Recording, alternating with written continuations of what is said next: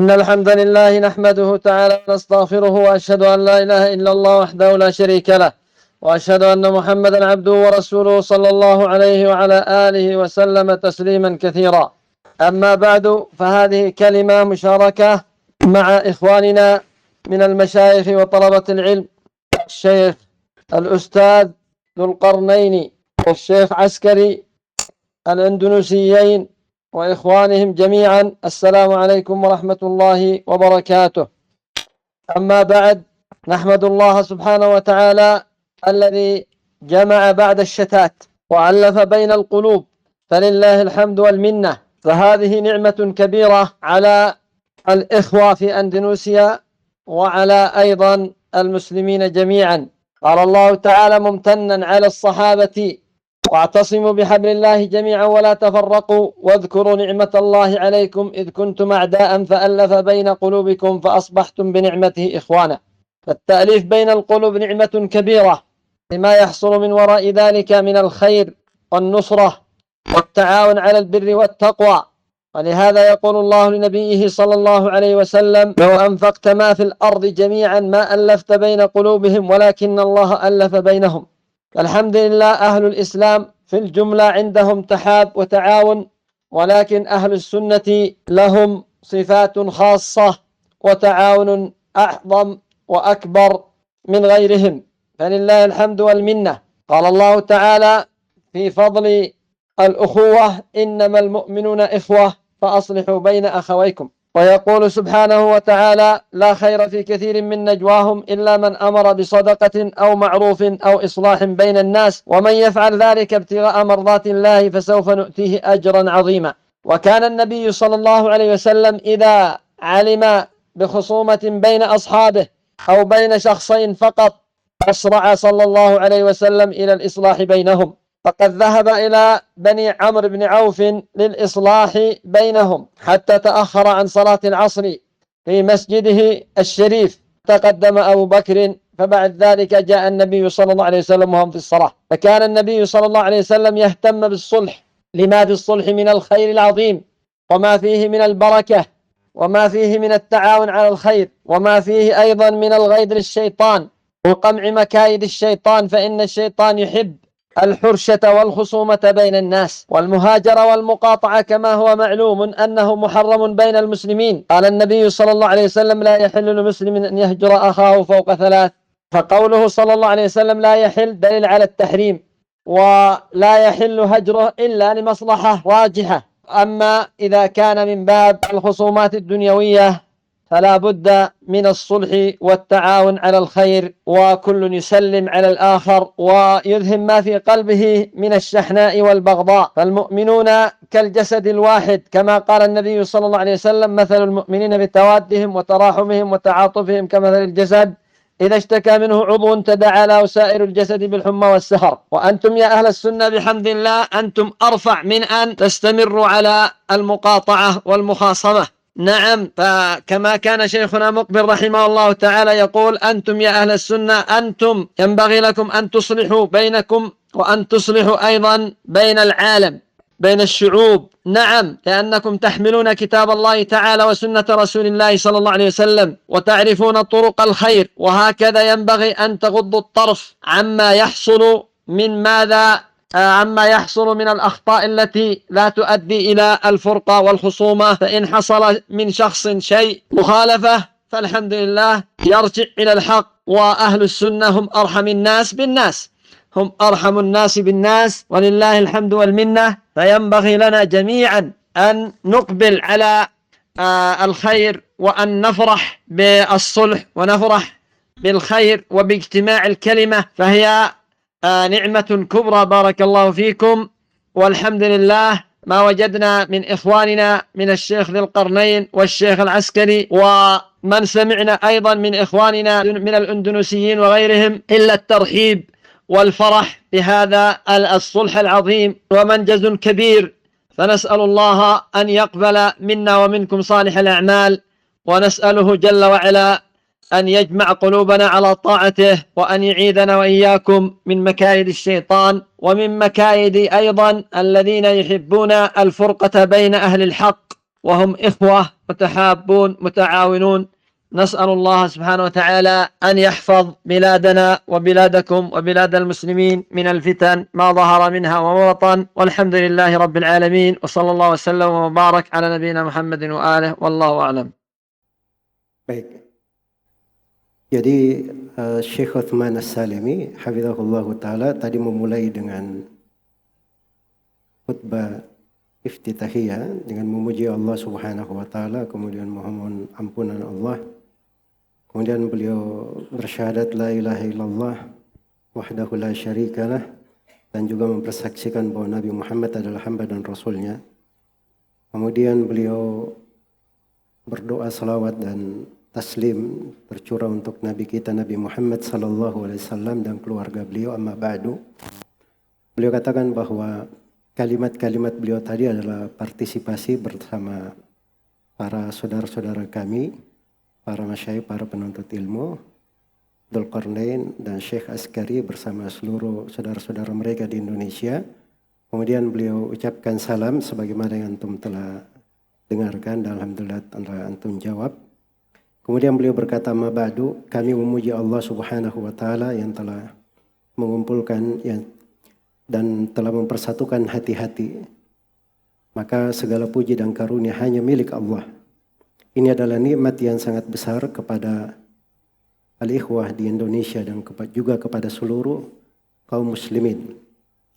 Karena Allah Subhanahu wa taala telah mengingatkan besarnya nikmat kebersamaan ini terhadap para sahabat Nabi sallallahu alaihi wasallam di dalam firman-Nya, wa'tasimu bihablillahi jami'an wa la tafarraqu wadhkuru ni'matallahi 'alaikum id kuntum a'da'an fa'alafa baina qulubikum fa asbahtum bi ni'matihi ikhwana.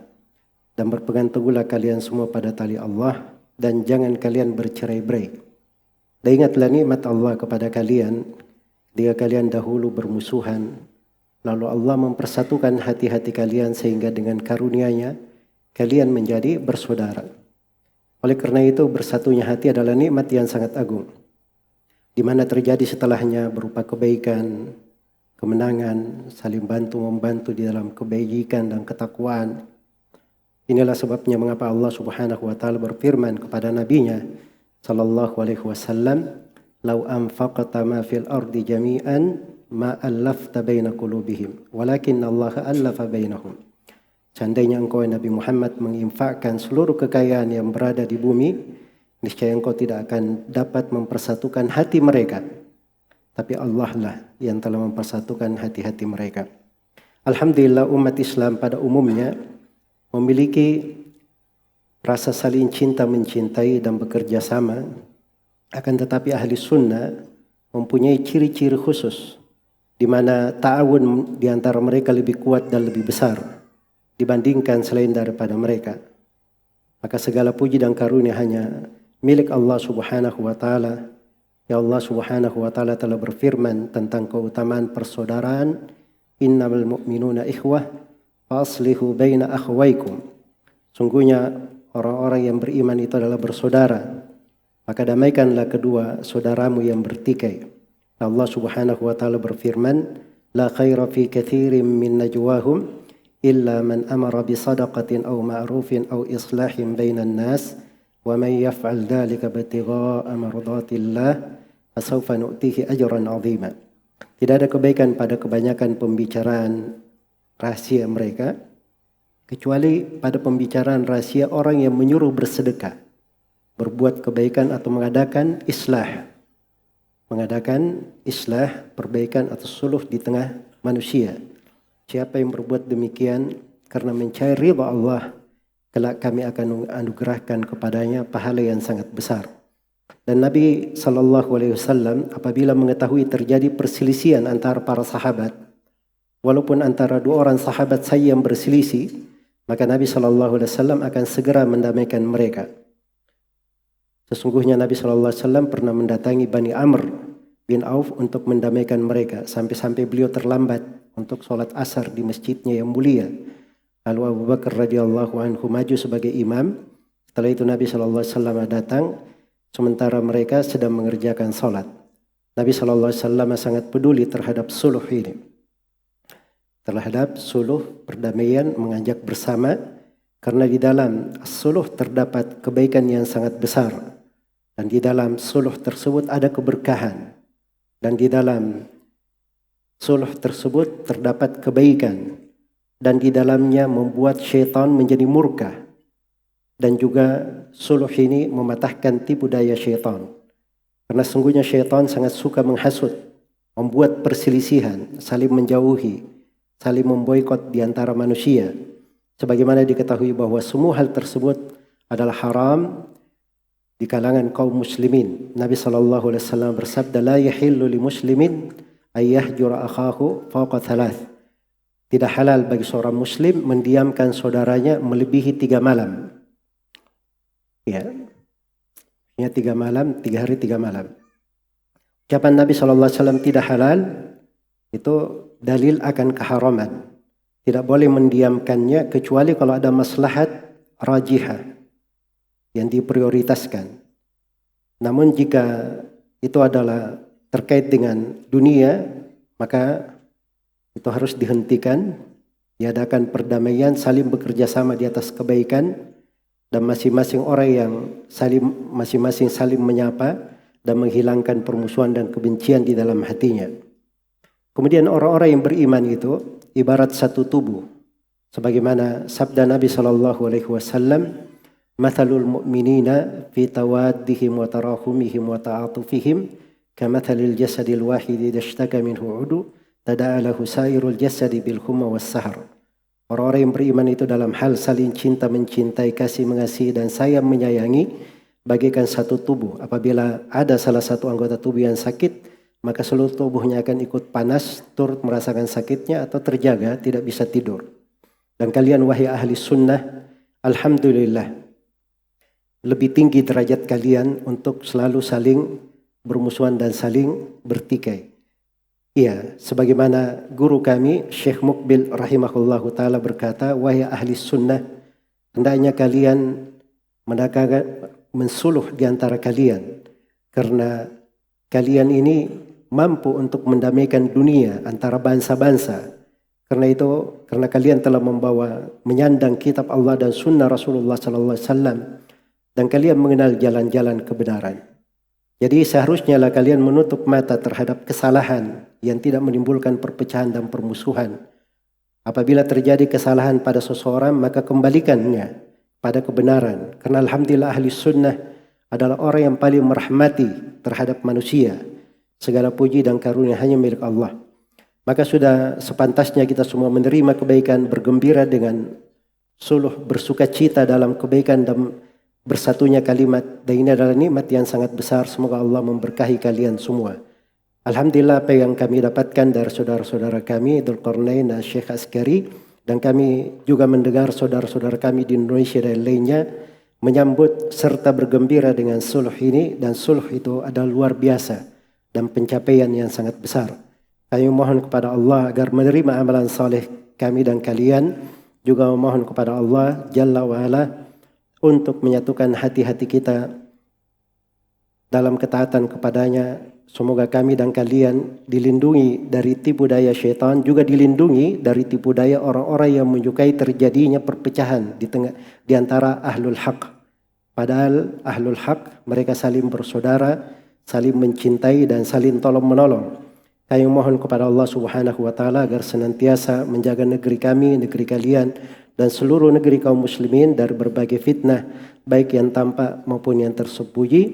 Segala puji hanya milik Allah, Rabb seluruh alam. Semoga salawat dan keselamatan, taslim serta keberkahan selalu tercurah kepada Nabi kita, Nabi Muhammad SAW dan keluarganya.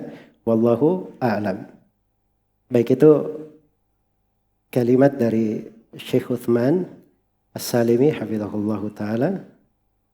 Ya, dikirimkan oleh beberapa masyaikh. Syekh Uthman sendiri mengirim ke saya dan juga mungkin ke Ustadz Askari.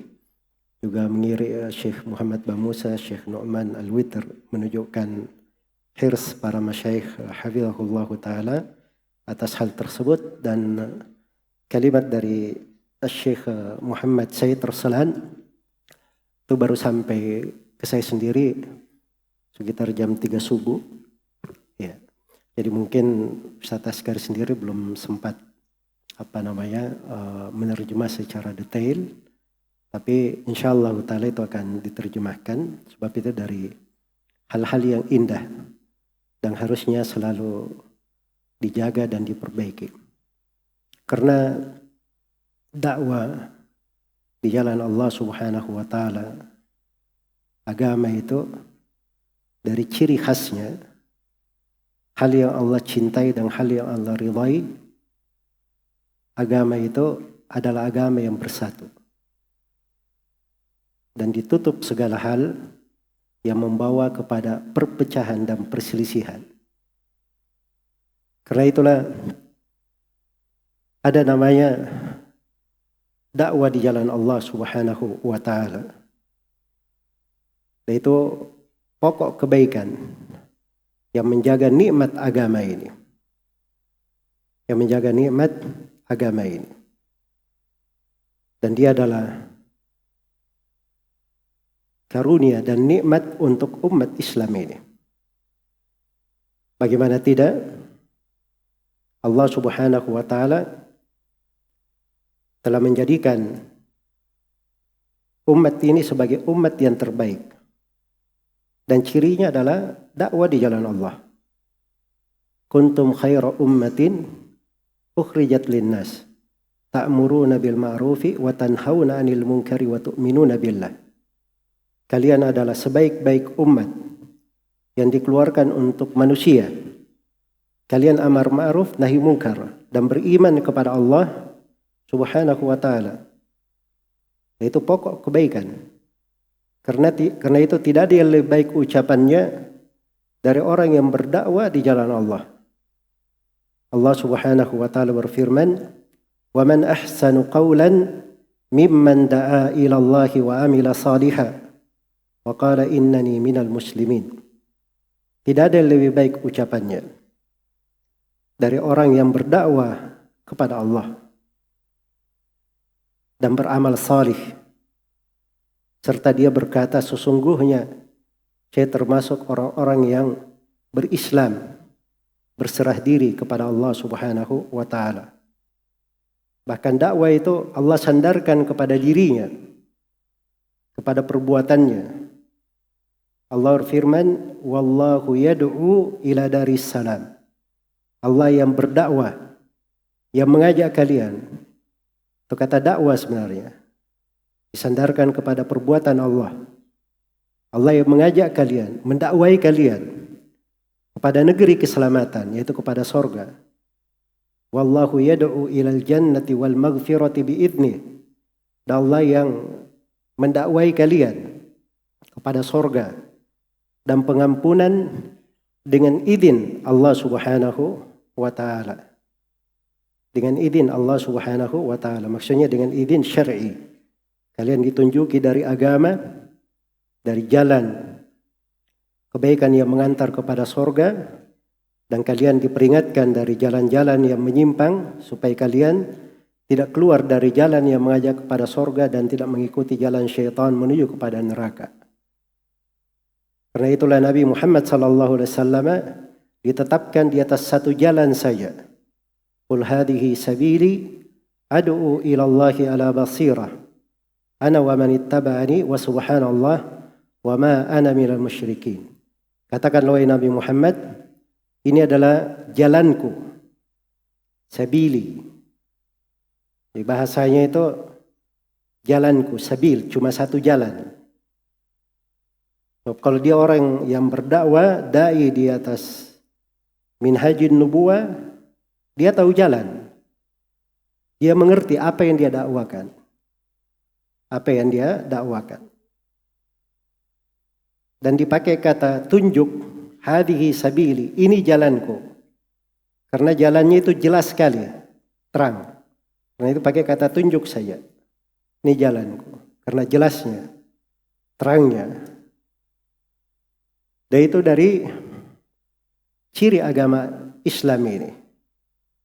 Rasulullah sallallahu alaihi wasallam bersabda di dalam hadits Abdullah bin Amr bin As di riwayat Muslim, "Innahu lam yakun nabiyyun qabli illa kana haqqan alaihi ay yadulla ummatahu ala khairi ma ya'lamuhu lahum wa yundhirahum syarra ma ya'lamuhu lahum."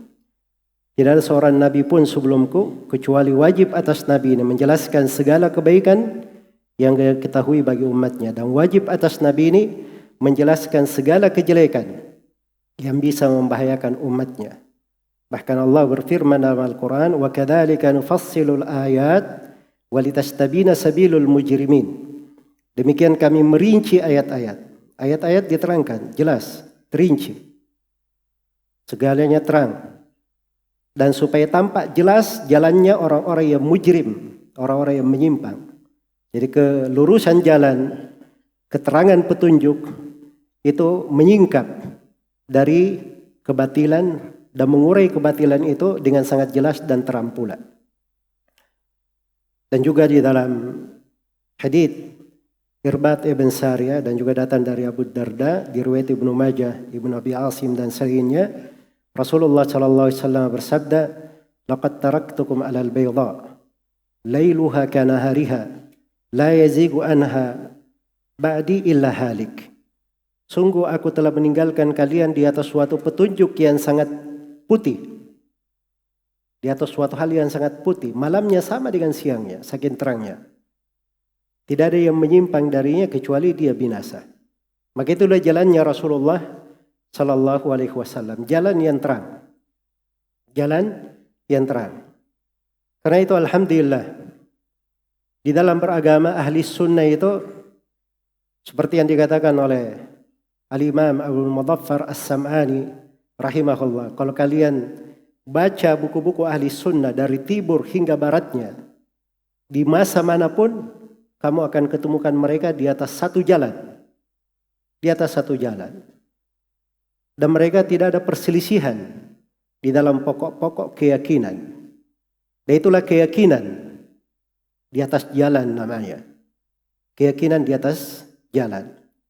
Tetapi diingatkan di dalam ayat ini ketentuan seorang yang berdakwah.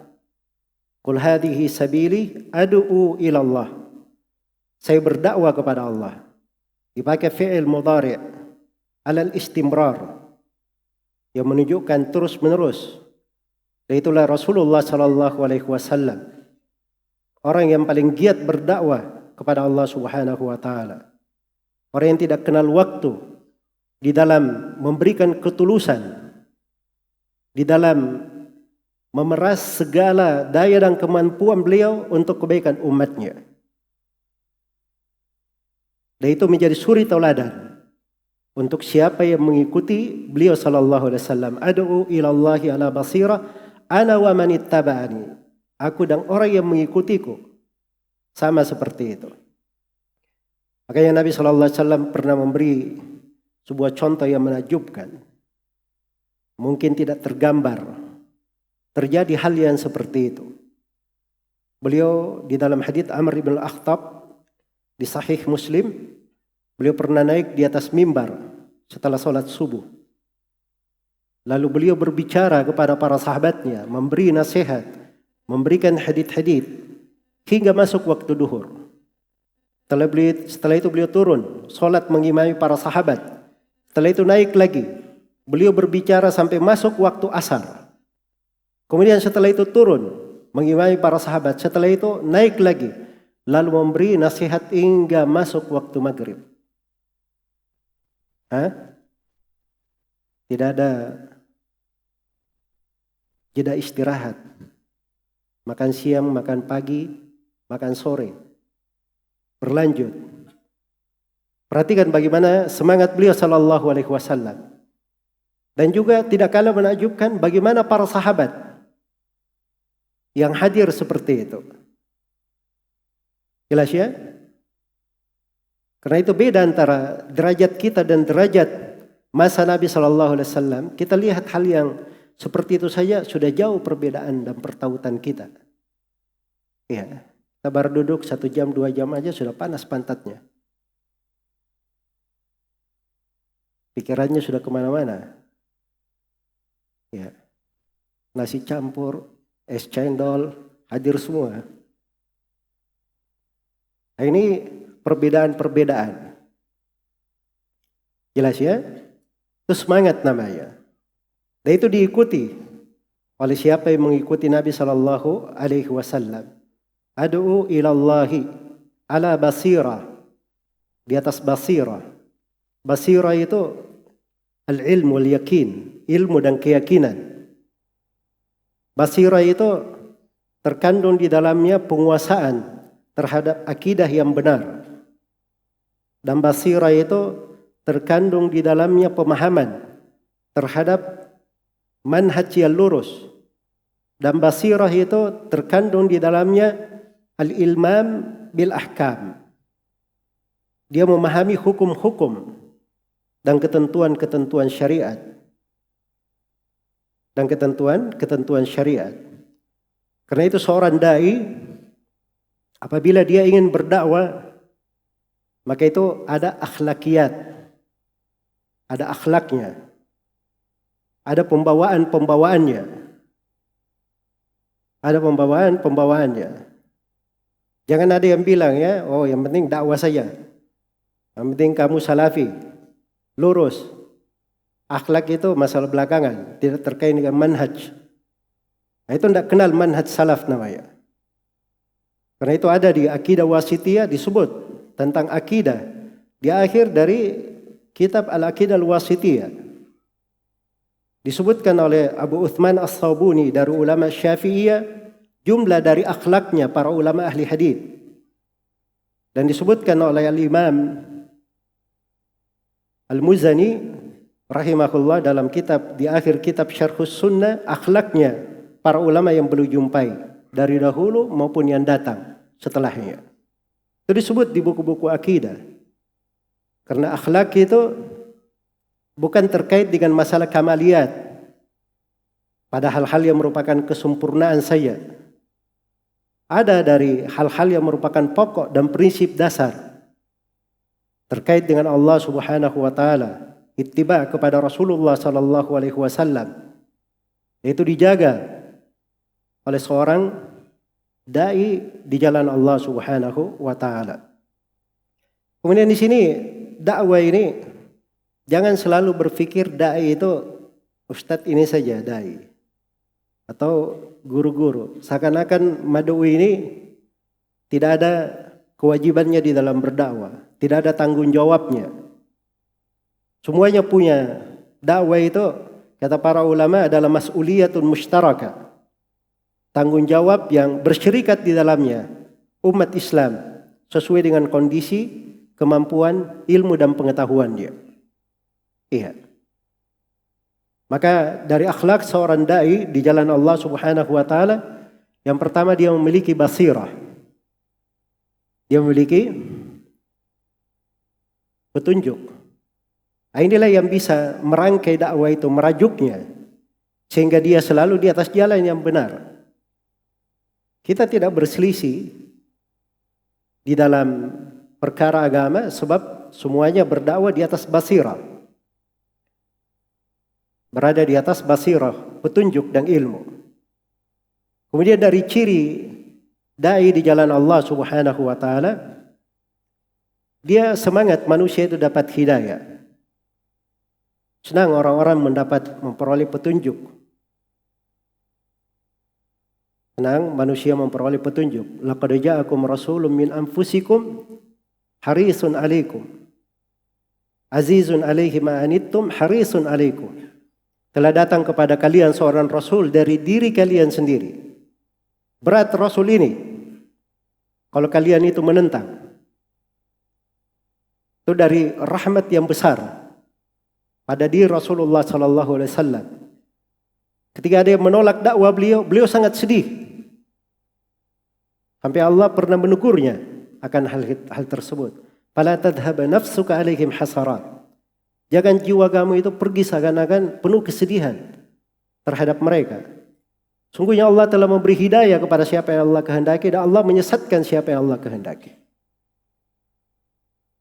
Dan sifat Nabi ini harisun alaikum, sangat senang kalian mendapat hidayah. Kata Ibnu Katsir rahimahullah, haris ala hidayatikum. Dia sangat semangat kalian itu mendapatkan hidayah.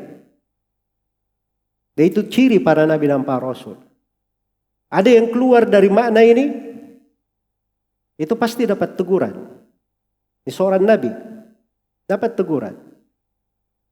Iya. Nabi Isa alaihi salam ketika terlambat, Nabi Zakaria alaihi salam, Nabi Yahya bin Zakaria alaihi salam atau alaihi salam, ketika terlambat menyampaikan perintah Allah, maka beliau didatangi oleh Nabi Isa. Kata Nabi Isa, kalau engkau tidak sampaikan, maka saya akan sampaikan. Kata Nabi Yahya, jangan kamu dahului saya. Sebab saya khawatir akan turun siksaan Allah kalau engkau mendahului saya. Maka beliau pun segera menyampaikannya. Kemudian Nabi SAW juga bersabda, dan saya juga diperintah menyampaikan kepada kalian 5 perkara. Kemudian Nabi menyampaikannya. Iya. Maka itu kesegeraan namanya. Nabi Yunus alaihi salam, ketika beliau meninggalkan kaumnya, tidak tanggung-tanggung. Langsung dapat teguran besar. Fasahama fakana minal mudhadin. Beliau naik, lari dengan meninggalkan kaumnya di atas perahu. Orang-orang di atas perahu tahu ini Nabi Yunus. Perahunya mau tenggelam, harus ada yang dilempar dari perahu, baru perahunya bisa selamat. Mereka tadinya sepakat Nabi Yunus kita tidak ikutkan dalam undian. Tapi Nabi Yunus berkata saya harus ikut, keadilan. Tiap kali diundi Nabi Yunus terus yang naik namanya, diundi Nabi Yunus terus yang naik namanya. Akhirnya beliau faltaqamahul hut. Maka beliau pun ditelan oleh ikan yang sangat besar. Falaula kana minal musabbihin lalabitha fi batnihi ila yaumi yub'atsun. Andai kata beliau bukan orang yang banyak bertasbih, maka dia akan berada di perut ikan sampai di hari kebangkitan. Karena itu dakwah ini harus ada haris, semangat. Non muslim saja kita ajak mereka masuk ke dalam Islam. Apalagi seorang muslim yang jauh dari sunnah, kita dekatkan mereka kepada sunnah. Apalagi saudara kita di atas sunnah, maka harusnya lebih kita dekatkan lagi di atas sunnah. Jangan kita itu jadi model-model, kalau ada luka, sedikit-sedikit lukanya dibuka lagi. Lukanya dibuka lagi. Tidak pernah sembuh yang kayak begituan. Dan itu sifat dia tidak baik. Jangan kalau ada luka jarinya, wah ini mengganggu ini, potong aja, buang supaya tidak mengganggu. Itu tidak masuk akal pada seorang, pada dirinya, apalagi terhadap saudaranya. Ada lagi tipe-tipe lain, namanya penggali kuburan. Tahu penggali kuburan? Sudah terkubur, sudah selesai, digali-gali terus. Ini setiap kali ada masalah selalu senang dia ungkip, dia uraikan. Itu tidak akan pernah menyelesaikan permasalahan. Itu bukan seorang yang semangat manusia itu di atas hidayah, senang petunjuk untuk orang lain. Seorang mukmin itu lembut kepada sesamanya, apalagi kepada saudaranya. Di dalam sholat berjamaah saja, kalau kita meluruskan shaf, Nabi SAW bersabda, walinu bi'aidi ikhwanikum. Berlemah lembutlah kalian dengan tangan-tangan saudara kalian. Ambil dengan lemah lembut. Itu di masalah kebersamaan. Apalagi di dalam masalah-masalah besar yang terkait dengan agama Allah Subhanahu wa Ta'ala. Maka itu diperlukan dari kelembutan yang lebih daripada itu. Fabima rahmatin minallahi linta lahum. Walau kunta faddan ghalidhal qalbi lam faddu min hawlik. Karena rahmat dari Allah Subhanahu wa Ta'ala, engkau Nabi Muhammad berlemah lembut kepada mereka. Andai kata engkau itu keras dan kasar hati, mereka semua akan berpaling, berlari darimu. Berlari darimu. Karena itulah Rasulullah sallallahu alaihi wasallam dari rahmatnya atau hidayahnya, semangat hidayahnya kepada manusia, kadang ada orang-orang yang sebelum masuk Islam perbuatannya kepada Nabi tidak bisa terukur. Dari kezaliman, perbuatan keji. Tapi bersamaan dengan itu, setelah Nabi SAW berkuasa ke Mekah, ternyata beliau melakukan hal yang tidak pernah difikirkan oleh kaum musyrikin. Beliau membalas keburukan dengan kebaikan, dan beliau berbuat dari kebaikan yang tidak pernah ada di sejarah orang-orang dimanapun. Beliau katakan, siapa yang masuk ke rumah Abu Sufyan maka dia akan aman. Beliau memaafkan orang-orang. Dan itulah Rasulullah sallallahu alaihi wasallam. Dan memang itu sifat harus ada. Itu sifat yang ingin mengukir sejarah di tengah manusia. Dan menginginkan apa yang dia lakukan kekal untuk dia kebaikannya di dunia dan di akhirat. Karena itu Nabi sallallahu alaihi wasallam di dalam hadits yang diriwayatkan oleh Imam Ahmad, Abu Dawud, At-Tirmidzi, An-Nasai dan Ibnu Majah dari Anas bin Malik radhiyallahu taala anhu, kata beliau, innallaha huwal musa'irul qabidul basitur razzaq. Sungguhnya dialah Allah al-musa'ir yang menetapkan harga, yang menahan dan menghamparkan, dan dialah yang maha memberi rezeki. Wa inni la arju an alqallah wa la yatlubini ahadun bimadlamatin fi damin wala mal. Kata beliau, dan sesungguhnya saya berharap berjumpa dengan Allah Subhanahu wa taala, keluar dari dunia ini dalam kondisi tidak ada yang menuntut saya, tidak pada darah, tidak pula pada harta di tengah manusia. Maka itu seorang dai, dia ingin keluar dari dunia ini sebagaimana dia ingin manusia itu di atas kebaikan. Dia ingin keluar dari dunia ini dalam keadaan selamat, membawa keberuntungan, tidak ada ketersangkut pautan dengan manusia dalam hal kezaliman, dalam hal melanggar hak-hak orang. Itu adalah hal yang dijaga oleh Rasulullah sallallahu alaihi wasallam. Padahal beliau adalah seorang yang sangat jauh dari dosa, sangat terpelihara dirinya, sangat baik terhadap manusia. Bersamaan dengan itu sabda beliau. Dan itu ucapan beliau. Apalagi kita ini. Kita yang banyak berlaku zalim pada diri kita. Kadang sering berlaku zalim kepada saudara-saudara kita. Dan kadang kita berbuat hal-hal yang tidak baik pada orang-orang. Tapi kadang tidak berpikir bagaimana caranya dia keluar dari dunia dalam keadaan dia selamat. Karena itu dari tujuan pokok dari dakwah di jalan Allah, dan maksud dakwah itu bagaimana orang-orang itu selamat di dunia dan di akhirat. Nabi SAW pernah masuk menjumpai seorang anak muda Yahudi dalam keadaan sekarat. Lalu dia berkata kepadanya, mengajaknya masuk ke dalam Islam, bersyahadat. Maka anak muda ini melihat kepada ayahnya, Yahudi. Maka ayahnya berkata, ati' Abul Qasim, taatilah Nabi Muhammad. Maka anak ini pun berkata, asyhadu an la ilaha illallah wa asyhadu anna Muhammadar Rasulullah. Dia bersyahadat. Kemudian Nabi SAW keluar dari rumah anak muda itu seraya berkata, alhamdulillahilladzi anqadahu minan nar. Segala puji hanya untuk Allah yang menyelamatkan dia dari api neraka. Maka itu adalah ciri dakwah di jalan Allah Subhanahu wa taala. Kemudian dari sifat seorang dai, rahimun bin nas, sangat merahmati manusia. Harisun alaikum bil mu'minina raufur rahim. Sifatnya Nabi dan terhadap kaum mukminin rauf, ra'fah. Ra'fah itu lebih tipis, lebih lembut daripada rahmat. Kemudian dipakai kata rauf yang menunjukkan mubalaghah. Sangat merahmati, sangat mengasihi. Iya. Itu dari sifat beliau. Rauf terhadap kaum mukminin. Karena itulah Syekhul Islam Ibnu Taimiyah rahimahullah berkata, ahli sunnah a'lamun nasi bil haqq wa arhamun nasi bil khalq.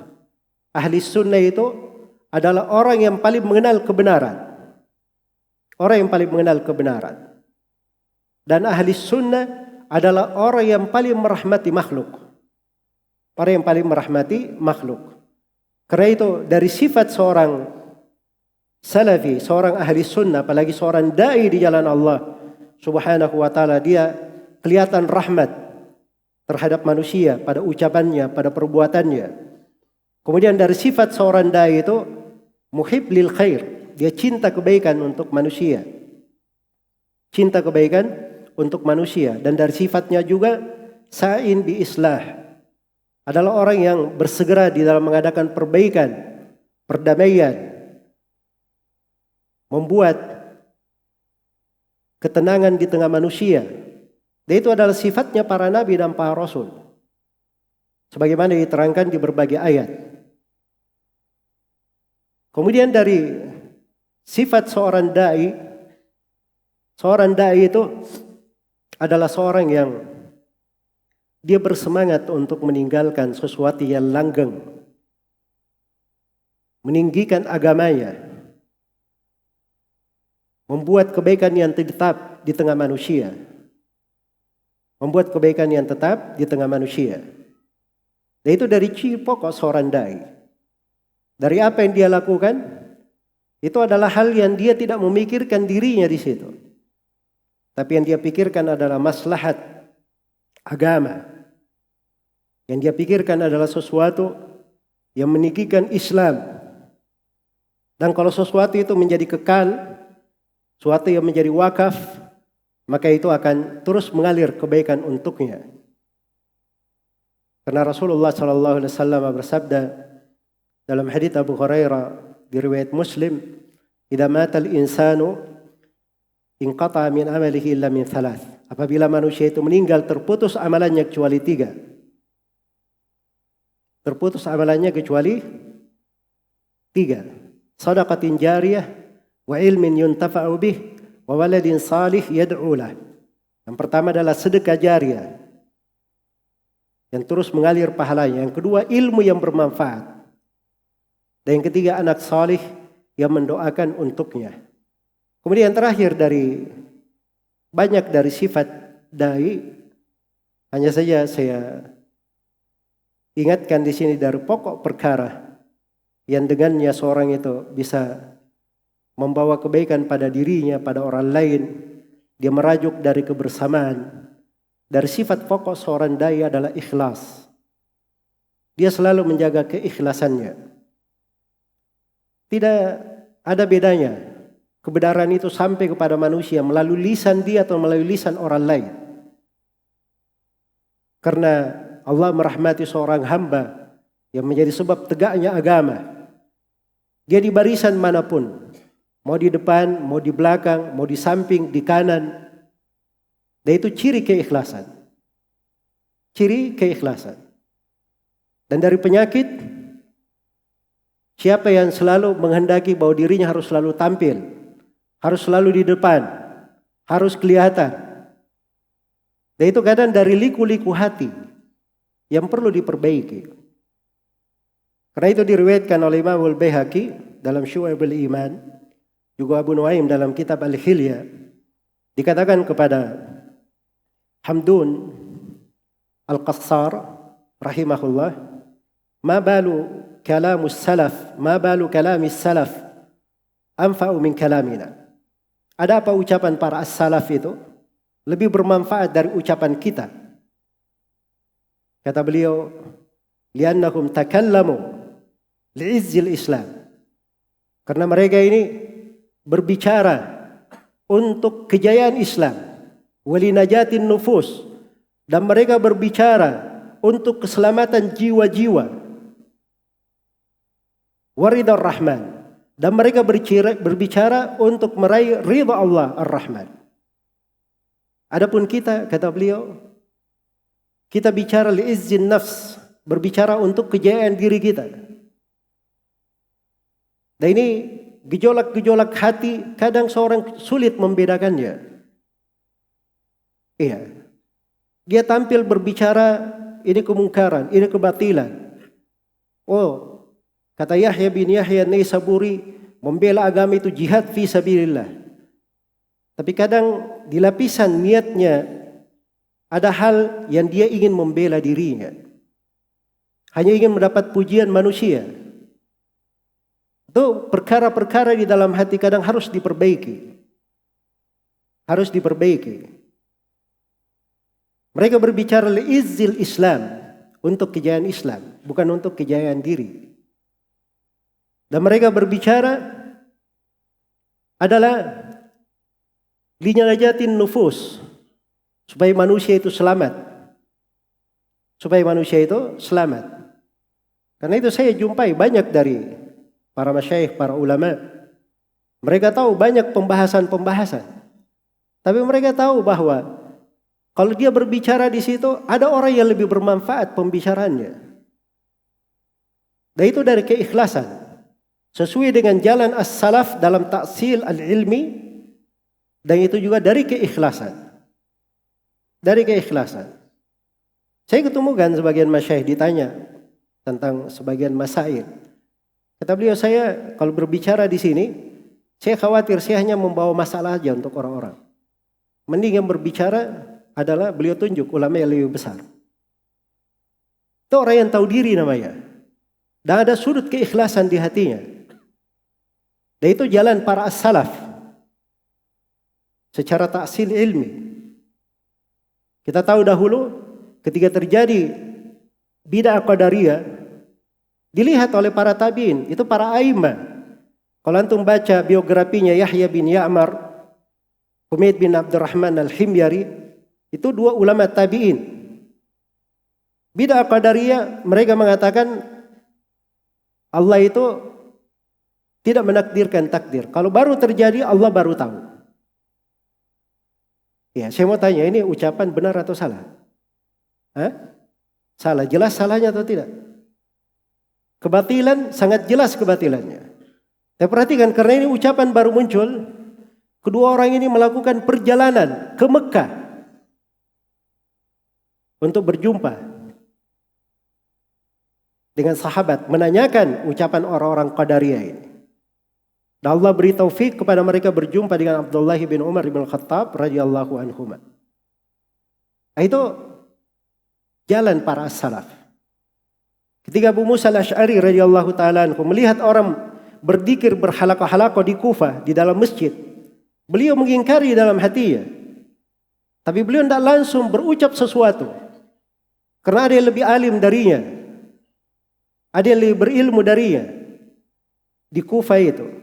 Beliau datang ke rumah Abdullah bin Mas'ud. Beliau sampaikan kepada Abdullah bin Mas'ud. Abdullah bin Mas'ud yang datang memberi nasihat akan hal tersebut. Karena Abdullah bin Mas'ud waktu itu menggabungkan antara dua hal. Antara imarah dan al-ilm. Ibnu Mas'ud radhiyallahu ta'ala anhu. Karena itu beliau menjadi rujukan. Iya. Dan keikhlasan itu akan membawa seseorang berlaku dengan hal yang seimbang. Akan membuat jalannya mudah. Kalau dia bagus dalam keikhlasannya. Maka ikhlas ini dari amalan yang harusnya selalu diperbaiki oleh seorang dai. Harus selalu dia perbaiki untuk seorang dai. Di dalam amalannya, perbuatannya. Jangan sampai dia keluar dari makna ini. Dan dari hal yang harusnya selalu kita ingat. Dan ini berulang kali kita tambih. Di kitab Tauhid itu, Syekh Muhammad bin Abdul Wahab rahimahullah menyebutkan dari masail ayat Ud'u ila sabili rabbika. Beliau terangkan di situ di faedah yang kedua, kata beliau at-tanbih alal ikhlas. Terdapat tanbih untuk ikhlas. Lianna katsiran minan nas law da'a ila al-haq fa huwa yad'u ila nafsihi. Karena banyak dari manusia walaupun dia mengajak kepada kebaikan, zahirnya mengajak kebaikan, tapi hakikatnya dia mengajak kepada dirinya sendiri. Maka itu ikhlas harus selalu diperhatikan, diperbaiki. Dan tidak ada manfaatnya amalan apapun yang kita lakukan kalau tidak ada keikhlasan di dalamnya. Wa qadimna ila ma amilu min amalin faja'alnahu haba'an manthura. Kami hadapi amalan yang mereka lakukan, lalu kami jadikan amalannya bagaikan debu yang berterbangan. Bagaikan debu yang berterbangan. Dan 3 orang yang paling pertama dipanggang di api neraka, itu bukan disebutkan pelaku kekufuran, kesyirikan. Dan pelaku dari kefajiran. Tapi mereka disebut adalah pelaku amalan-amalan salih. Tapi beramal amalan salih itu bukan untuk Allah. Tidak ada keikhlasan di dalamnya. Sehingga mereka menjadi orang yang paling pertama dipanggang di dalam api neraka. Iya. Dan dari sini juga di antara kaidah seorang itu meluruskan jalannya di dalam berdakwah, merajuk dakwah di atas kebaikan, dia harus pandai membedakan antara 2 hal. Dia berkhidmat untuk Islam, dia di dalam khidmatul Islam, atau dia di dalam istikhdamul Islam. Dia berkhidmat untuk Islam, atau dia hanya menggunakan Islam sebagai sarana dia untuk mencapai kepentingannya. Itu bedanya tipis-tipis. Sebab kadang orang bicara nggak kelihatan, tidak nampak. Zahirnya membela agama, berbicara yang lurus. Tapi apakah dia sedang berkhidmat untuk Islam, sedang melayani Islam, sedang berkorban untuk Islam, atau dia sedang mempergunakan Islam sebagai tangganya untuk mencapai dari kemaslahatannya? Ini harus selalu dibedakan. Karena itu orang yang dia berkhidmat untuk Islam, dia berkorban untuk jiwanya, dengan dunia dan segala isinya, itu ringan baginya. Karena dia berkhidmat untuk Islam. Berkhidmat untuk Islam. Beda dengan orang yang menjadikan Islam sebagai jalannya. Sebagai jalannya. Saya beri contoh sederhana. Iya. Nah ini permisalan ada hal yang jelas di situ, khidmatul Islam. Seorang membuat kegiatan sekolah, pondok pesantren. Namanya adalah wakaf karena Allah Subhanahu wa ta'ala. Tidak ada milik dia. Yayasan wakaf. Itu adalah khidmat untuk Islam. Jelas, membantu dia untuk ikhlas. Siapapun menjadi kepala pondoknya, kepala yayasannya, tidak ada bagian kepala yayasan di situ. Bukan milik dia. Itu milik Allah. Dia berbuat untuk hal tersebut, itu namanya berkhidmat untuk Islam. Berkhidmat untuk Islam. Dan itu alhamdulillah, untuk kegiatan-kegiatan yang kita lakukan, saya sendiri secara pribadi, saya sangat menjaga. Segala hal yang terkait dengan aset-aset umat semuanya wakaf. Itu bukan milik saya. Itu dipelihara, dijaga. Kenapa? Sebab itu sarana membantu jiwa. Jiwa ini banyak kezalimannya, banyak kesewenang-wenangannya. Kalau tidak dibantu dengan hal tersebut, maka tidak bisa dia bedakan dirinya. Dia sedang di posisi apa? Dia berkhidmat untuk Islam atau menggunakan Islam sebagai jalannya. Karena itu di hukum ilmu qadha, di sebagian madhab itu disarankan seorang yang menjadi hakim, menjadi qadhi, itu jangan dia pergi membeli sendiri. Pergi ke pasar belanja sendiri. Ya orang kasih, beli ayam berapa harganya? 20.000. Oh ini Pak Hakim ini, kasih 10.000 saja. Supaya dia ingat-ingat kita kalau ada kasus, ini pernah dia jual ayamnya 10.000. Ya. Itu dilarang di sebagian madhab ya. Walaupun sebagian banyak dari ulama membolehkan kalau dia bisa mengukur dirinya. Dan itu tidak mengganggu dari keadilan dan hukum yang dia tetapkan. Jadi maksudnya itu ada sudut hal yang seperti itu. Beda kalau dia buat kegiatan-kegiatan atas namanya sendiri, atas yayasannya sendiri, pribadi. Kita selalu berbaik sangka kepada orang-orang yang berdakwah di jalan Allah dan selalu kita doakan semoga Allah memberikan kebaikan, kejayaan dan seterusnya. Tapi beda antara dua hal. Jelas ya? Karena itu harus selalu kita posisikan diri kita di posisi yang mana. Apakah berkhidmat untuk Islam? Kalau dia berkhidmat untuk Islam, begitu dia bertahdir dari bid'ah, dari kesesatan, maka itu memberi pengaruh kepada manusia. Adalah hal yang baik, membuat orang semakin semangat belajar, semakin datang kepada kebaikan. Tapi kalau dia memperingatkan dari sesuatu, membuat manusia terpecah belah, membuat orang sibuk, tidak suka belajar ilmu, itu dari syaitan. Itu namanya dia menggunakan Islam untuk kepentingan dirinya.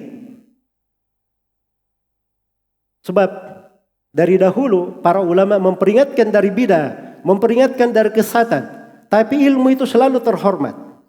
Orang-orang selalu giat belajar ilmu. Selalu giat belajar ilmu. Baik. Kemudian yang keempat di sini ada sebuah kalimat saya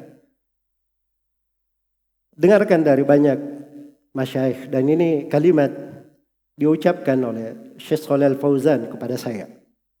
Saya masih ingat saya datang ke rumah beliau pada Isya di dalam sebuah kunjungan dan beliau berkata kepada saya, "Ar-rajulu yuzakkihi amaluhu." Kata beliau, seorang itu kamu tidak perlu khawatir. Seorang itu direkomendasi oleh amalannya.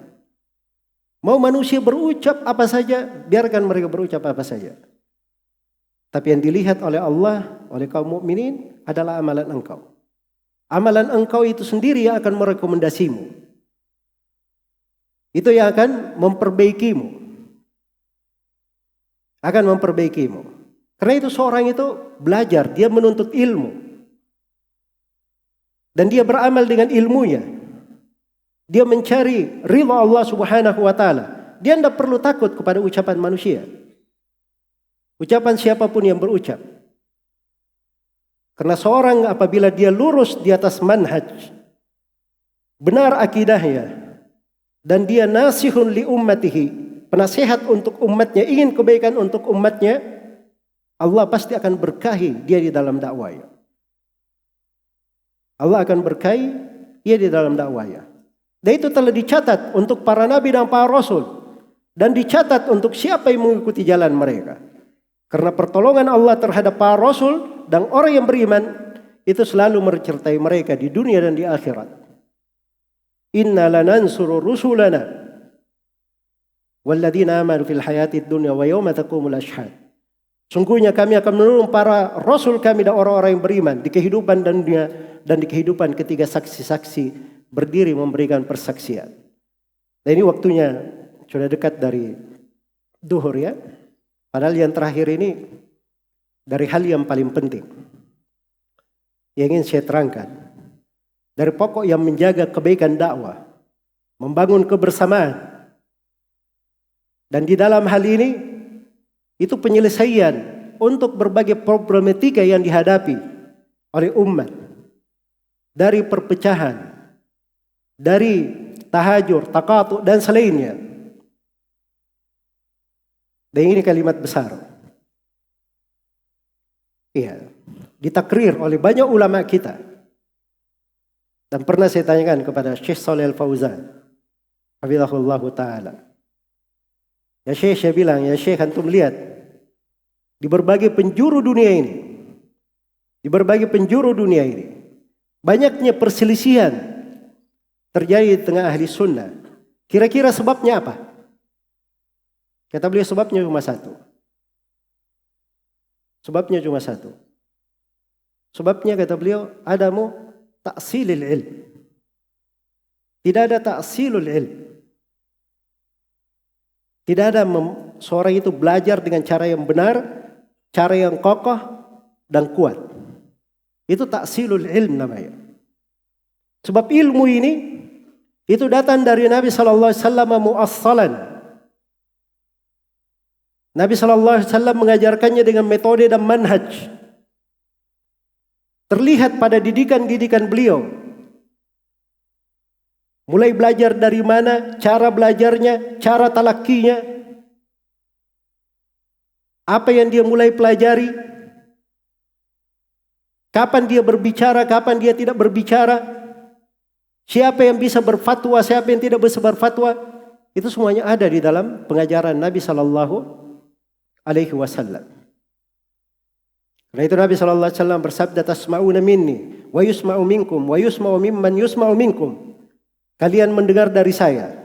Kemudian akan datang orang mendengar dari kalian. Akan datang lagi generasi setelahnya mendengar dari orang yang mendengar dari kalian. Dibuat ilmu itu bergenerasi. Disambung. Talaki. Langsung ngambil dari guru. Face to face ngambilnya. Bukan cuma duduk di internet jadi mufti di alam maya sana. Kalau ada pertanyaan, tunggu dulu, saya buka dulu. Kira-kira ada jawabannya enggak di dalam. Ya. Dia tidak punya dari usul ilmu untuk menimbang. Dan itu tidak benar caranya. Itulah yang menyebabkan banyaknya terjadi perselisihan. Sebab ilmu itu jelas. Sumbernya jelas. Kalau diambil dari ahlinya, maka ilmu itu akan menjadi sangat jelas. Akan mengokohkan. Karena itu para sahabat Nabi SAW terdidik di atas hal yang sama. Dan sumber ta'silul ilmi itu, tidak ada namanya ta'silul ilm dan orang tidak mempelajari akidah as-salaf. Tidak ada namanya ta'silul ilm kalau dia tidak mendalami dari akidah as-salaf. Dan itu ta'sil al-ilm di tengah para as-salaf. Al-Bukhari mengambil akidahnya dari lebih 1000 orang guru. Abu Hatim dan Abu Zur'ah ar-Razi mengambil akidahnya dari seluruh ulama yang dia jumpai di negerinya. Dan guru mereka lebih 3000. Pengajarannya sama. Tidak ada perbedaan. Itu taksil namanya memperkuat. Sehingga seorang itu tahu di mana dia berpijak. Di mana dia menetap. Harus ada dia memahami akidah yang benar. Karena itu dari pokok kebersamaan. Siapa yang ingin membangun dakwah dengan baik dan benar. Perhatikan dari mengajarkan dari buku-buku as-salaf dan mempelajarinya. Itu pekerjaannya seorang salafi. Pekerjaannya seorang salafi. Kalau ada yang duduk di majelisnya ahli sunnah, di masjidnya salafi, lalu dia tidak belajar dari akidah Imam Ahmad, akidah Imam Syafi'i, akidah Imam Malik, akidah Imam Ali bin al-Madini, Sufyan ibn Uyainah, Sufyan al-Thawri, maka itu namanya dia miskin dalam ilmu. Ini yang menjadi sebab banyaknya terjadi perselisihan. Iya. Kadang dia pelajari dari sebagian pembahasan buku akidah satu hal, tapi dia lupa sudut-sudut yang lain. Misalnya, sepakat para ulama di dalam mentahdir dan memboikot muqata terhadap ahlul bidah. Kaidah disebut kesepakatan oleh puluhan orang a'immah di buku-buku akidah. Itu usul ma'ruf, jelas. Iya. Tetapi di dalam mengobati sebagian masalah, itu kadang ada fatwa-fatwa tertentu yang tidak masuk di situ pembahasannya. Dia masuk di pembahasan lain namanya. Karena itu Imam Ahmad rahimahullah, sebagaimana di dalam riwayat Ishaq bin Mansur Al-Kausaj, beliau pernah ditanya tentang kelompok Jahmiyah. Kata beliau, alhiq bihim kulla baliyah. Jahmiyah itu ikutkan pada mereka segala jenis musibah ada di tengah mereka. Kata Ishaq bin Mansur, fayudhir al-adawah wa yudarihim. Kata Ishaq bin Mansur, dia tampakkan permusuhan atau dia lakukan mudarah. Mudarah itu sikap bagaimana dia menempatkan kebaikan tetap di atas kebaikan, dia bisa menghindari kejelekan. Kata Imam Ahmad rahimahullah, ahlu Khurasan la yakwuna ala dhalik. Orang-orang di Khurasan dia tidak mampu untuk itu.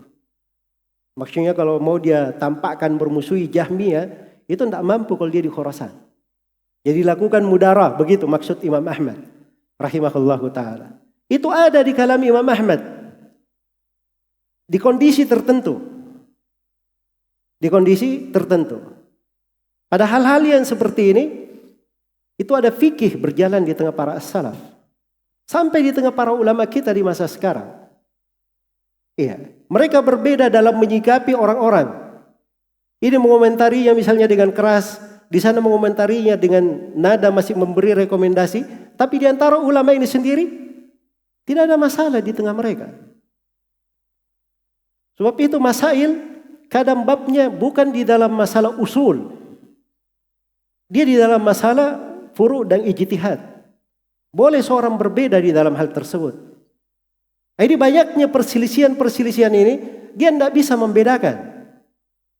Mana pembahasan yang merupakan pokok, mana pembahasan yang merupakan cabang. Sebab usulnya saja dia tidak pelajari. Di buku-buku akidah itu penjelasan usul ahli sunnah. Kalau dia tidak kenal mana usul dari ahli sunnah, dia tidak bisa membedakan antara usul dan apa yang bukan usul. Iya. Kemudian di dalam satu usul dari usul ahli sunnah, itu kadang ada rinciannya di dalam. Dinukil kesepakatan-kesepakatan. Itu perlu dipelajari dari guru.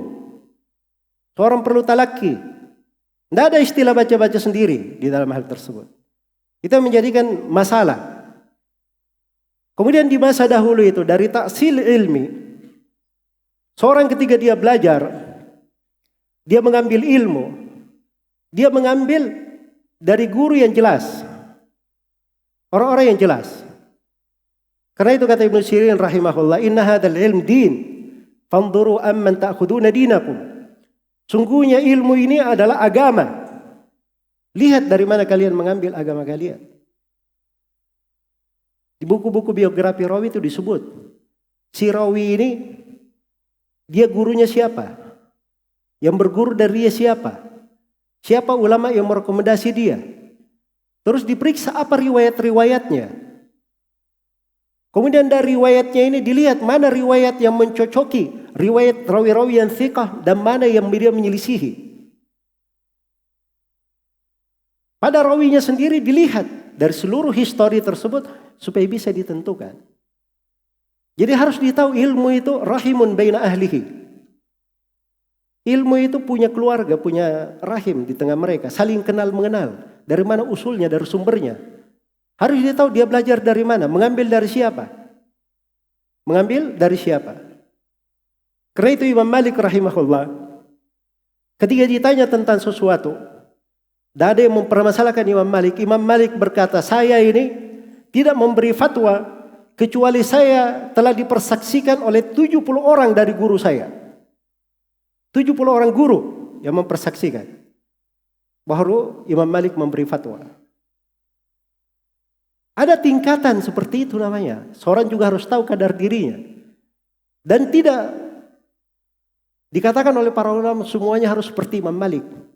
Harus ada 70 guru orang yang mempersaksikan. Tapi maksudnya ilmunya itu jelas. Sebab kalau dia mengukur pakai dirinya, siapa yang menerima rekomendasinya terhadap dirinya sendiri? Harus ada ulama yang lain yang menentukan di dalam hal tersebut. Iya.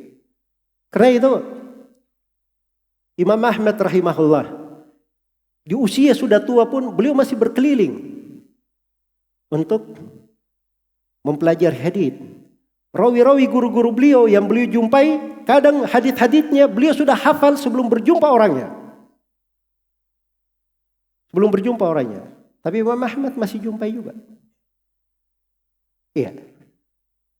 Sehingga orang-orang tahu bahwa Imam Ahmad ini kedudukannya di tengah manusia derajat yang tinggi. Itu bukan pujian untuk beliau. Tapi itu penjagaan terhadap agama. Meninggikan agama. Ilmu yang beliau bawa adalah ilmu Rasulullah SAW. Orang harus tahu dan yakin bahwa ini adalah benar dari Nabi SAW. Karena itu beliau tidak pernah salah di dalam menghafalnya. Tahu hadits-hadits rawi dan seterusnya. Itu harus seperti itu. Iya. Dari semenjak saya belajar, Syekh Mukbir rahimahullah ta'ala minta saya untuk mengajar. Pulang ke Indonesia, saya masih terus belajar pada guru-guru. Saya masuk di dalam urusan-urusan tertentu di negara ini, saya minta fatwa kepada beberapa ulama. Ini saya sebut bukan merekomendasi diri, tapi itu adalah konsekuensi ilmiah di dalam ilmu namanya. Saya diberi fatwa oleh Syekh Al-Fauzan, oleh Syekh Rabi, Syekh Ahmad An-Najmi. Masuk di dalam sejumlah perkara. Dan itu kadang tidak semua orang harus paham hal-hal yang seperti itu. Karena madarik kemampuan berpikir orang-orang tidak sama. Iya. Makanya Imam Asy-Syafi'i dan Ibrahim An-Nakhai rahimahullah, ini dua-duanya ahli ilmu. Dua-duanya ahli ilmu. Asy-Syafi'i itu dikatakan dia memberi fatwa dan masih hidup sekitar 120 orang sahabat lebih masih hidup. Dimintai fatwa. Tapi begitu terjadi kondisi genting, masalah-masalah nazilah, Asy-Syafi'i diam. Yang berbicara Ibrahim An-Nakhai. Karena beliau lebih berilmu daripada Asy-Syafi'i. Walaupun Ibrahim An-Nakhai tidak banyak bicaranya. Lebih banyak dia mengajar itu berfatwa adalah Asy-Syafi'i di hal-hal umum. Kalau di masa sekarang lebih banyak tampil, lebih banyak ini, lebih banyak direkam. Dia jarang berbicara. Tapi Ibrahim An-Nakhai semua ulama di masanya sepakat kalau ada masalah dia yang ditempati kembali untuk bertanya. Itu adab etika namanya. Karena ada taksil di dalam ilmu. Belum lagi di pembahasan-pembahasan ilmu. Ini kadang sebagian orang kadang jatuh di dalam dosa. Dia tidak sadari. Sebab bukan wewenangnya masuk dalam hal-hal yang seperti itu. Itu tugasnya orang-orang yang sudah belajar. Orang-orang yang punya ilmu di dalam hal tersebut. Karena itu Asy-Syatibi rahimahullahu ta'ala menerangkan ada dua derajat di dalam fatwa dan ijtihad. Harus ada pada orang yang memberi fatwa dan berijtihad. Yang pertama, dia memahami maqasidus syariah, maksud pensyariatan. Dan yang kedua, dia punya tamakkun, punya kemampuan untuk mengambil pendalilan-pendalilan dari nusus. Dan ini bukan orang yang belajar ini baik, ini buruk, ini baik, ini buruk. Ini halal, ini haram. Itu semuanya ilmu, kebaikan, ilmu bagus. Tapi masih ada tingkatan ilmu lebih tinggi daripada itu. Karena itu disebut dari Umar bin Khattab rahimahullah. Dan ini dinukil oleh Syekhul Islam Ibn Taimiyah dalam Majmu'ul Fatawa. Kata beliau, al-akil, orang yang berakal itu bukan orang yang mampu membedakan antara kebaikan dari keburukan. Bukan itu orang yang berakal. Tapi orang yang berakal, kata beliau, adalah alladzi ya'lam syarra, ya'lam khairal khairaini wa syarra syarraini. Orang yang punya ilmu itu, yang berakal, adalah orang yang mengetahui dari dua kebaikan yang mana yang paling baik dari dua kebaikan itu. Dan dari dua keburukan dia tahu yang paling buruk di antara keduanya itu yang mana, supaya dia ambil yang paling sedikit keburukannya untuk menolak keburukan yang terbesar. Itu ilmu namanya. Iya. Dan itu berjalan di dalam kegiatan-kegiatan para ulama. Apalagi hal-hal yang terkait dengan masalah-masalah besar. Karena itu kita berbaik sangka kepada mereka di dalam hal yang merupakan ilmu mereka. Dan Allah subhanahu wa ta'ala memberikan wewenang untuk mereka di situ. Kalau kita masuk dalam hal yang bukan ranah kita, itu namanya kita berdosa. Wala takfu ma laysa laka bihi ilm. Inna as-sam'a wal basara wal fuad kullu ulaika kana anhu mas'ula. Jangan engkau berhenti pada sesuatu yang kalian tidak punya ilmu tentangnya. Sungguhnya pendengaran, penglihatan dan mata hati semuanya akan dimintai pertanggungjawaban. Ada ilmu namanya an-nadhar fil ma'alat. Seorang pandai menimbang akibat yang akan terjadi di belakang apa yang dia sampaikan. Dan ini berjalan dari masa para khulafa ar-rasyidin. Nabi SAW memberi hukum untuk anak muda yang berzina dicambuk 100 kali dan diasingkan 1 tahun. Tapi hukum ini hanya diterapkan oleh Umar, dicambuk 100 kali. Diasingkan, tidak diterapkan oleh Umar. Umar menolak hadits Nabi. Itu fikih mendalam dari Umar. Beliau berkata, kalau diasingkan ke negeri, bukan negeri kaum muslimin, ke negeri kafir, khawatir membahayakan agama dia. Jatuh ke dalam bahaya lebih besar. Jadi itu dia melihat kepada akibat yang akan terjadi. Dan Nabi SAW bersabda kepada Aisyah, ya Aisyah, laula anna qaumaki hadithu ahdin bi jahiliyah la sadamtul Ka'bah wa la ja'altu laha babain. Baban yadkhulu minhu an-nas wa baban yakhrujuna min. Wahai Aisyah radhiyallahu anha, andai kata bukan karena kaummu yang baru masuk Islam, saya akan runtuhkan Ka'bah. Kemudian saya bangun lagi Ka'bah ini di atas pondasi Nabi Ibrahim. Pondasi Nabi Ibrahim itu Ka'bah punya 2 pintu. Pintu masuk dan pintu keluar. Sekarang tuh lihat Ka'bah itu apa? Ada 2 pintu atau 1? Cuma 1 kan? Pondasi Nabi Ibrahim 2 pintunya. Ya, Hijr yang sekarang kita lihat Hijr itu bagian dari Ka'bah. Dulu panjang. Ketika ada musibah banjir bandang, hilang Ka'bah ini seluruhnya. Maka orang-orang Quraisy membangunnya. Kurang nafkah mereka di dalam membangun, akhirnya dibangun seperti yang kita lihat sekarang ini. Maka Nabi SAW ketika menaklukkan Makkah, tidak ingin langsung membangunnya. Sebab itu akan menimbulkan bahaya lebih besar. Mungkin banyak orang-orang yang sudah masuk Islam akan murtad. Dan akan mengatakan Nabi Muhammad bersombong atas kami, menghinakan nenek moyang kami. Maka beliau tidak melakukannya di masa beliau. Tidak dilakukan di masa Abu Bakar, tidak dilakukan di masa Umar, tidak dilakukan di masa Uthman, tidak dilakukan di masa Ali radhiyallahu anhum ajma'in. Di masa pemerintahan Abdullah bin Zubair, beliau melakukannya seperti yang diinginkan oleh Nabi. Setelah Abdullah bin Zubair digulingkan, dikembalikan lagi oleh khalifah setelahnya. Dirubah kembali ke posisi yang lama. Begitu datang masa Abu Ja'far al-Mansur, dia bertanya kepada Imam Malik. Wahai Imam Malik, ternyata yang dilakukan oleh Ibnu Zubair itu benar. Itu sunnah Nabi. Apakah saya balikkan lagi Ka'bah seperti yang dilakukan oleh Ibnu Zubair? Perhatikan fikihnya Imam Malik rahimahullah. Kata beliau, la takunul Ka'batu ul'ubatan biaidil muluk. Jangan sampai Ka'bah itu menjadi permainan di tangan raja-raja. Biarkan saja seperti itu. Sebab itu akan terjadi kerusakan lebih besar. Ini lihat ya, berapa generasi berijtihad. Semuanya jauh menimbang. Bukan dia pikir orang yang ada di depannya saja. Sebab orang yang memberi fatwa itu, dia pertama mencari keselamatan dirinya dulu sebelum keselamatan orang yang dia beri fatwa di depannya. Antara dia dengan orang yang diberi fatwa, itu surga atau neraka. Begitu cara mereka berpikir. Tapi masalahnya masuk di dalam ilmu. Orang-orang yang tidak mengerti hal-hal yang seperti ini, lancang terhadap para ulama. Lancang terhadap ahlul ilm. Masuk ke dalam perkara-perkara yang bukan urusannya.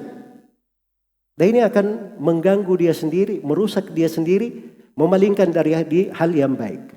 Karena itu kadang saya berkata kepada sebagian ustaz, bahwa kadang sebagian perselisihan terjadi di tengah ahli sunnah, saya katakan itu dari dosa kita juga. Mungkin kita kurang di dalam mengajarkan tauhid. Mungkin kita kurang di dalam membenahi diri kita dengan taksil ilmi yang bagus. Iya. Padahal ini adalah 2 kewajiban bagi orang yang berdakwah di jalan Allah Subhanahu wa ta'ala. Mudah-mudahan apa yang saya sampaikan ini bermanfaat untuk semuanya, dan saya bermohon kepada Allah Subhanahu wa ta'ala yang telah mengumpulkan kita di tempat yang baik ini dalam suasana yang baik. Semoga Allah selalu melembutkan hati-hati kita semua, menyatukan kita semua di atas kebaikan, dan selalu mengokohkan kita semua di atas Islam dan sunnah Rasulullah SAW di kehidupan dunia, di sakaratul maut, di alam kubur, dan tatkala kita semua berdiri di depan Allah Subhanahu wa ta'ala. Sebagaimana dialah Allah yang memudahkan kita bersama di tempat ini. Semoga Allah Subhanahu wa ta'ala menjaga kita semua di atas kebersamaan dan memuliakan kita semua dengan berjumpa di surga Allah Subhanahu wa ta'ala. ala sururin mutaqabilin, di atas dipan-dipan kita saling berhadap-hadapan sebagai ikhwanan, sebagai orang-orang yang bersaudara, orang-orang yang berada di atas kebaikan, orang-orang yang berada di atas Islam dan sunnah Rasulullah sallallahu alaihi wasallam. Sebagaimana saya bermohon kepada Allah Subhanahu wa taala, semoga Allah menjadikan kita semua sebagai kunci-kunci yang membuka kebaikan dan sebagai penutup-penutup pintu kejelekan. Dan semoga Allah Subhanahu wa taala menjadikan kita semua sebagai orang-orang yang berberkah di tengah manusia. Di mana ada langit yang meneduhi, di mana ada bumi yang dia pijak, dia adalah orang yang menjadi pembawa keberkahan di tengah manusia. Sebagaimana Allah jadikan Nabi Isa alaihi salam, wa ja'alani mubarakan aina ma kuntu, dan saya dijadikan oleh Allah Subhanahu wa taala sebagai orang yang berberkah dimanapun saya berada. Dan saya ingatkan dengan sabda Nabi sallallahu alaihi wasallam, wa kunu ibadallahi ikhwana, dan jadilah kalian semua wahai hamba-hamba Allah sebagai orang-orang yang bersaudara. Ketika Nabi sallallahu alaihi wasallam mengutus 2 orang sahabat ke Yaman, beliau berkata kepada keduanya, kata beliau, yassira wa la tu'assira, basyira wa la tunaffira, wa tatawa wa la takhtalifa. Hendaknya kalian mempermudah, jangan kalian mempersulit. Hendaknya kalian memberi kabar gembira, jangan kalian membuat orang lari. Dan hendaknya kalian berdua saling pengertian dan jangan kalian berselisih. Dan semoga Allah Subhanahu wa taala selalu membimbing kita semua kepada ilmu yang bermanfaat, amalan yang salih. Innahu waliyyu dzalika wal qadiru alaih. Wallahu taala alam. Subhanakallahumma wa bihamdik asyhadu an la ilaha illa anta astaghfiruka wa atubu ilaik. Walhamdulillahirabbil alamin. Wassalamualaikum warahmatullahi wabarakatuh.